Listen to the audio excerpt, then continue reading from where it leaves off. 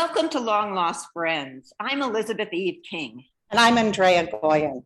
Elizabeth and I used to do comedy together back when we were 19. But we lost touch. And years later, we found each other again and discovered that I've become a painter, a performer, a writer, a Pilates teacher, an animal lover, and a biologist. Wait, I'm a painter, performer, writer, Pilates teacher, animal lover, and, well, okay, I'm not a biologist, but we're long lost friends. Lost friends. And we are both speculative fiction writers. And my work has appeared in Metastellar magazine. Metastellar, for those of you who don't know, is an online magazine that publishes original science fiction, fantasy, and horror. And there's a link below, so you can check us out and subscribe if you want writing tips, new pieces to read, and more. So today we are super excited to have back again, we're really lucky, Aeryn Rudel. Aeryn is a writer. He has a new anthology out from Molotov Cocktail. It's called Night Walk and Other Dark Paths, and it's really great. It's a series of 40 flash fiction, basically horror novels. Stories, excuse me. But today we're going to talk to Aeryn about his journey into writing, because he kind of got started in a different way than a lot of writers do, and we wanted to hear all about it. So Aeryn, can you tell us about your journey? Sure, and thanks for having me back again. Oh, a pleasure. Yeah, I kind of got started in a unique way.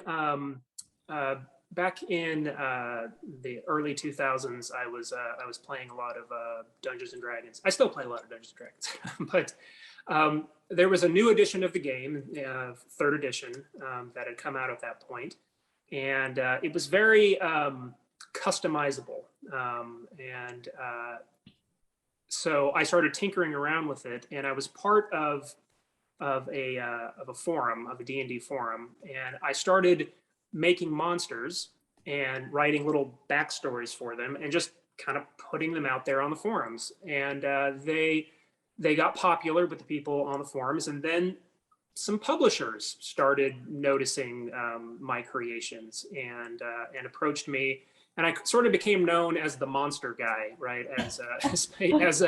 Especially when it came to statistics, because the third edition of Dungeons and Dragons has there's a lot of math involved, let's put it that way.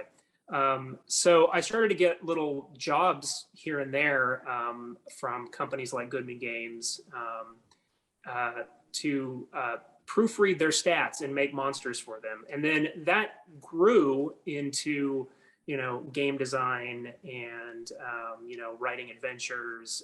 And eventually I got hired by Goodman Games as a staff writer and editor. I did a lot for them. And eventually I did some freelance work for Wizards of the Coast, who actually publish Dungeons and Dragons, which was sort of a bucket list thing for me. I was such a big fan of Dungeons and Dragons, and to write official Dungeons and Dragons material for Wizards of the Coast was kind of a big deal. The only blemish is that all of the stuff that I wrote is for 4th edition, which is the edition nobody likes, unfortunately, except me. So anyways, I had this kind of career trajectory going in tabletop RPGs, and I was freelancing. And one day, a friend of mine who was also a freelancer, who had taken a job at a place called Privateer Press, called me up and says, "Hey, we need an editor for our magazine, No Quarter." And Privateer Press publishes a tabletop war game called War Machine. Those of you who are familiar with Warhammer 40K, it's kind of similar. People who are not familiar with tabletop war games, imagine a very, very involved game of chess where every piece has 100 different rules. Anyways, he called me up and asked me if I wanted to come out and interview for this magazine editor job. And and it was in Seattle. I was living in Central California at the time. I definitely did. I went out there and interviewed, got the job. and became the editor of No Quarter magazine. And then I had to learn an entire new IP, which is Privateer Press's world, the Iron Kingdoms, which encompasses War Machine and Hordes and a number of their other games. So this is a roundabout way of me saying that I have this first part of my career, which is all in tabletop role-playing games and tabletop miniature games, which worked its way into writing media tie-in, which is, I think, something, you know, a lot of writers might be interested in. And what media tie-in is when you write fiction in someone else's IP. So if you write, if you're hired to write Star Wars or Star Trek or Alien or what have you. So I started writing, media tie-in for Privateer Press and for Iron Kingdoms. And the process of writing media tie-in is interesting. It's a different animal than writing your own IP. And I know a lot of folks, are interested in that and would love to write for their own TV shows, for their favorite TV shows or movies or games and that kind of thing. And it's something that I've done quite a bit of, and it's like I said, it's a different animal in that, especially with games, is when you're writing the fiction has to represent the rules of the games in a way that makes sense to the readers, because they're going to go back and check the rules of the game. And if you've written a character that can do something they can't do on the tabletop, they're going to call you out on that. So there's a lot more limitations put on you when you write media tie-in. It's interesting because you seem to, you started from a love of it, right? Mm-hmm. And you created this thing and it sort of propelled itself into this career opportunity for you. Do you think someone who's interested in that, do you have any suggestions for someone who's interested in looking into that, where they would start to look at all? I have no idea.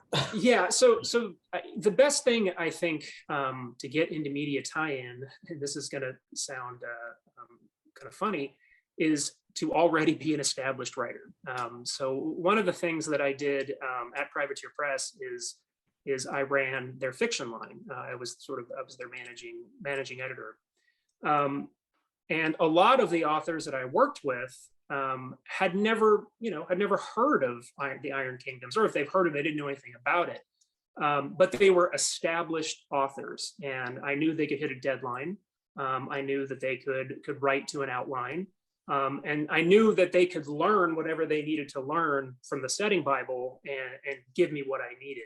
So I would say that the best way to get into media tie-in is establish yourself as an author first. And I'm not saying you have to, be Stephen King or, but sell some short stories, show that you can, write professionally and hit deadlines and that kind of stuff. And then keep your eye out for open calls.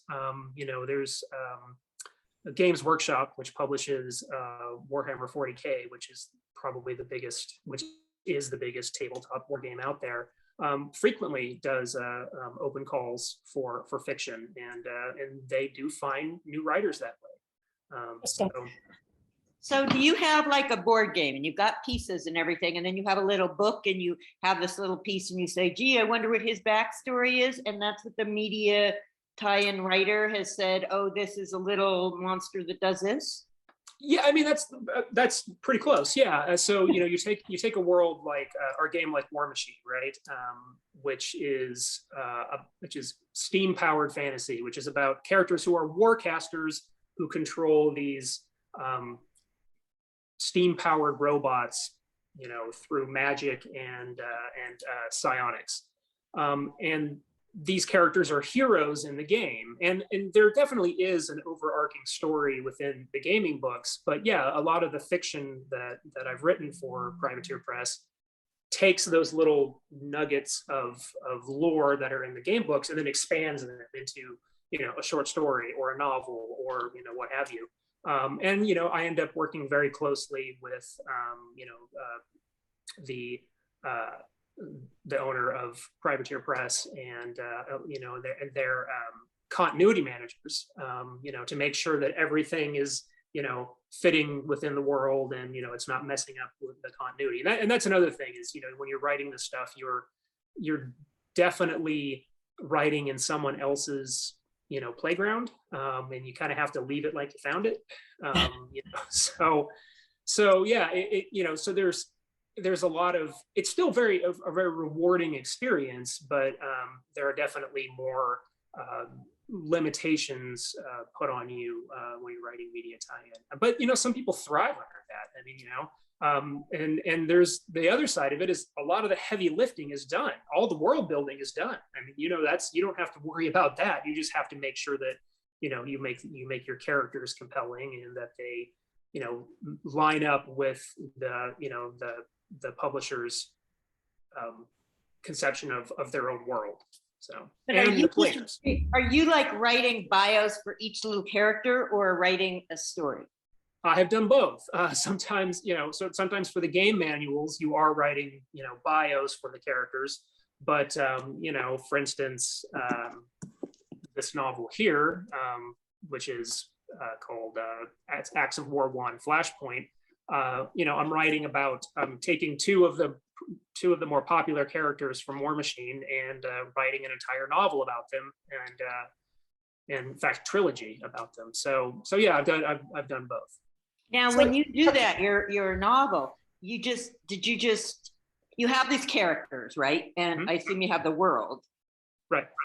But then, except for that, you have their characters in the world, your story is just whatever you want.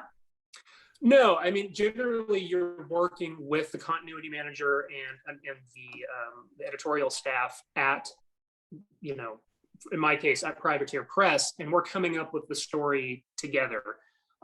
Sometimes, in media tie-in, at least in my experience with tabletop role-playing or tabletop miniature game media tie-in, an author may be provided an outline, just here's the story we want you to write, fill in the blanks. But since I worked for Privateer Press, and I have a pretty good relationship, I have a great relationship, in fact, with their owner, Matt Wilson, and their continuity manager, Jason Souls, I was able to kind of craft the story with them. But again, there are limitations. It needs to fit within the world, and ultimately it needs to serve the product line to some extent. I mean, it is connected to a game that is that people are buying and playing, and a lot of times what people want out of gaming fiction, I think, is they want to see their favorite characters doing badass things in fiction, and so that's an important part of it as well. So I assume that this is a fairly male dominated world in the gaming industry. I mean, I know that a lot of women play Dungeons and Dragons. So when you're looking at it, is there room? Do you think there's a new opening or room for women to get into this market? I do. In fact, Ray Carson, I think Ray Carson writes Star Wars novels, and she's very popular. Yeah, I mean, I think it is definitely opening up, for more than just cis white male voices, Right. and the game companies are definitely starting to embrace more diversity and that kind of thing. That's cool. Yeah, it's a good time for looking for things opening up that way. I'm trying to make them open up that way, Right. Yeah. Have more different badass heroes. Sticking the boot in the door and not moving it. Right. Break that glass ceiling. Yeah. Definitely. Very and then cool. stab all the chauvinists with the pieces of broken glass. And that too. Yeah. Bleed out. It's a war game, right? Yeah, it is. It is definitely a war game. Yeah. So I think I could do this. But that's just really interesting. So, and will you provide us with some links below? Sure. Yeah, I'll provide you with links to the novels I've written and some of the other things. But and also, like, I would be really interested in seeing the novel and then also seeing a link to the game and being able to Right, really and look see at if I that. was able to match them up correctly. Yeah. Yeah, right. And then have you on again once you have your werecat that you said you were going to get. Yes. Right, And then right, we will call you out on all the mistakes you made in your novel, like one by one. right. Yeah. You know, there's a ton of people online who already are willing to do that. So you can just join in. You So know? we don't have to spend our time doing it, Elizabeth. Ruth Oh is yeah, saying. it's been Oh, it's been okay. done thoroughly. So you know, that's one of the things about writing media tie-in is, you know, you're dealing with huge fan bases often, who are very knowledgeable about the game and the lore. So yeah, they're definitely reading for to make sure you get it right. That's interesting. I bet, Yeah, yeah. a different type of rejection. Yeah, you know, it comes into those. Yeah, sometimes, you know, just don't read the reviews. Yeah, yeah. That's probably a good habit for most cases, for most reviews, you know. Anyway, Yeah, or just read the 5-star ones. You know. Exactly. we'll leave that. Well, thank you so much. This was really interesting. I mean, it's a world that's so popular and has been with us, I mean, since Andrea and I were teenagers, but yet Yeah. I don't think either Early of us 70s. 70s. Yeah. So, And neither of us have gone into it at all. And I get jealous of the people I know. I have to say, a lot of the writers I'm online with are big Dungeons and Dragons and other games and stuff. They're always talking. And I think it helps spark a lot of creativity. It's pretty interesting. Yeah, and it certainly did with me. You know, when I got into Dungeons and Dragons, you know, as a kid, and then as a young adult. I mean, it definitely was a creative outlet for me that I think grew into other creative outlets. You know, so I think it's a great thing that way. Yeah. Very good. Very good. Anyway, but thank you. Oh, Elizabeth, what time is it, Elizabeth? well, it's time for the best thing we learned this week. Yes. So one of the best things I learned this week, you know, there's been a lot of talk about how fungus is not just mushrooms, right? It's the underground mycelium is really the plant, if you will, or the creature. It's not a plant exactly, but and the mushrooms are fruiting bodies, but how mycelium connects roots of all these different plants underground, and there's this huge connection going on. So people have started, some scientists have started trying to figure out those connection ways, and they found that fungus operate by sending electrical pulses along their system to, like, if you put fungus in a model of like London, it'll figure out the best road routes. They can work their way through mazes. They have some kind of intelligence that is totally different from ours, but is there, and that just really always fascinates me. Plus all the stuff fungus does, like take over, you know, minds of other creatures with their mycelium, and often will control their motor actions, but not really their mind. So it's like the creature's doing all this stuff and it's probably going, help. Torture. Anyway. Torture. Yeah. Now that's all really cool stuff that's come out in the last 10 or 20 years about that. Really interesting. Yeah. And it's more too. Each time you read, it's like, oh, wow. And what are fungus doing now? Look out, really. Yeah. So I was just going, look, I always have to search for cool things. Elizabeth just seems to have them drop into her lap. But I was reading that in the Cayman Islands, there was someone snorkeling who was following a squid, and the squid led them in a direction, it may have actually led them to this wedding ring that a man had lost like 3 or 4 weeks before while he was scuba diving and couldn't find it. So just kind of one of those weird little squid brought back the wedding ring. And then they found him, like within 3 hours online, they found the guy whose wedding ring it was. Oh, wow. Which is also sort of miraculous. So that's just a little something. A little cephalopod love story. Let's see, what did I learn? So I'm a big dinosaur nerd. Well, dinosaur and prehistoric animals ever since I was a little kid. And one of the things that I'm really interested in is something called this is going to sound so nerdy, the Western Interior Seaway. The Western Interior Seaway was an inland sea that cut the United States, so North America, in half during the Cretaceous period. Again, like I said, it's kind of nerdy. But what's really cool about this this Western Interior Seaway is that it's often called Hell's Aquarium because it is just filled with the most terrifying monsters that you could think of: mosasaurs, elasmosaurs, giant sharks. And that's what I learned. One of the giant sharks is actually called the Ginsu shark because its teeth look like Ginsu knives, and it's larger than a great white. And so I learned about that particular horrid monster that actually existed in this place called Hell's Aquarium. That's cool. Cool, yeah. We love nerds. We love that. That's great. That's right in. Nerds are us, yeah. Yeah, and nerds are us. ancient sea creatures. They're the creepiest, man. Right. Because I love diving, but I don't know. When I look at like history and I'm looking at all those, I think, God, I guess I could never have gone in the ocean if man that should live before humans evolved somehow with diving. Yeah, they're pretty scary places. So, but that must be, do you ever use that in your own monster making? Yeah, in fact, I'll occasionally, I have a novel in the works that I'm currently writing that takes place, in the Western Interior Seaway. So yeah, I'm definitely doing a lot of research there. And dinosaurs will occasionally pop up in my fiction. It's one of the things that I definitely love to write about.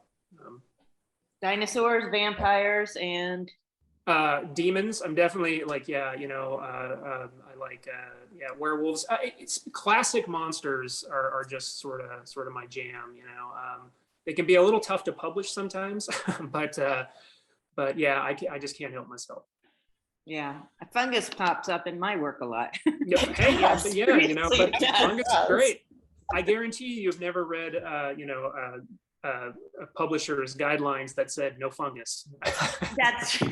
You're right. They never say. I read ones that say no vampires all the time. So.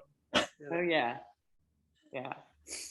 So thank you so much. Yeah. Thank you for having me again. Oh, it's been a pleasure. Like I say, we will definitely have you back and hope to see your werecat. Yes, you have to get your werecat now. Yeah, you have to get the werecat. Yeah. And we would like to thank also Maria and Alex Korolov, who edit and produce this. We couldn't do it without you guys. No, we couldn't. And please like this video and leave comments because we'd love to hear what you all are thinking when you're watching. And be sure to subscribe to our channel and hit the notification button so you don't miss any episodes. And if you want to support our publication and help us to publish more original content, please support us on our Patreon page. So thank you so much, and we'll see you next time. Thanks. Bye. Bye. Bye. Thanks, Aeryn. Thank you.